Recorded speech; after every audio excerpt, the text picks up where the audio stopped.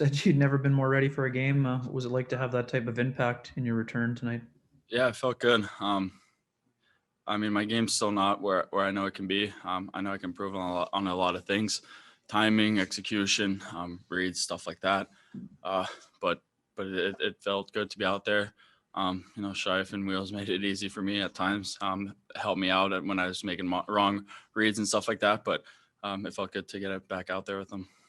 We'll go next to Carter Brooks from Game On. Go ahead, Carter. Earlier today, Paul Murray said that he'd probably keep you where you're working, and it seemed as though you were working on the wing today. Are we going to see Pierre-Luc Dubois, the winger, for a while, or is it going to be back to center? I have no idea. I mean, that's one thing that my dad always told me is, if you can play all 3-4 positions, you can be easy for a coach to put in the lineup. If it's on the wing, it's on the wing. If it's center, it's center. And overtime is kind of like a D midfielder, a defenseman. So I think the more positions you can play, the easier it is for a team. And we have so many, good centermen on this team. There's a lot on the wing. So wherever I have to play, I'll play. We'll go next to Mike McIntyre from the Winnipeg Free Press. Go ahead, Mike. Hi, Pierre-Luc. I was going to ask, how many times have you been part of a 3-forward rotation in 3-on-3 overtime? Were you surprised when Paul sort of asked for you guys to go out, and how do you play that? Yeah, I mean, when I've never been on the ice for 3 forwards, and I don't think I've ever played against 3 forwards. But really, when you think about it, 3-on-3 is a man on man. It's a man on man in the offensive zone, defensive zone, neutral zone, everything. So, especially like for centermen, you're always battling down low. You're kind of that third defenseman in the D zone, and then in the offensive zone, you're forward. So it makes sense. It worked tonight, and I think, Wheels showed what he can do in the corner. He won that battle, and then Shife supported like a real center. So I think that it was, obviously we got a goal, so it's a good decision. But, I think that it makes a lot of sense in certain circumstances. We'll go next to Drew Mandel from the Illegal Curve. Go ahead, Drew. Hi, Pierre-Luc. When you move to a new team and you finally get that first goal for that team, how much more comfortable does that result in you being? Yeah, it feels good. My first game wasn't, it was one of those games where you kind of want to forget about it. You just get your legs back in it, your hands back in it. Second game, I felt a bit better, and then, that injury where I missed some time. So tonight to finally get out there and play, and then get that nice pass from Wheels and just score.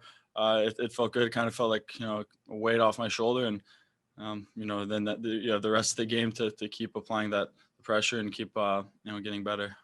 Go next to Murat Atesh from The Athletic. Go ahead, Murat. And just building from that, I mean, the OT goal itself is kind of a highlight reel way to cap things off. By then, with the hesitation play on that one-on-one, is that just you feeling it because the game's gone well so far, or what were you seeing on that goal? Yeah, well, it started with a nice battle in the corner from Wheels, separate the man from the puck, and then Shive, nice support. And then when he passed it to me, I kind of heard 3-on-2. So I kind of, I didn't want to just go out there and skate full speed to the net.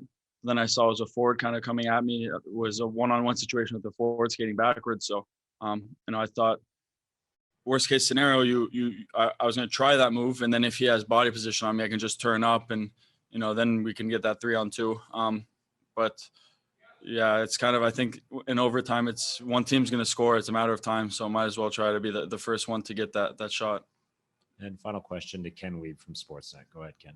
Pierre-Luc, you said they made it easy on you, but what's it like to jump onto a line where you have guys with that built-in chemistry? Scheifele and Wheeler played together so much. What did they do to make it easy for you out there?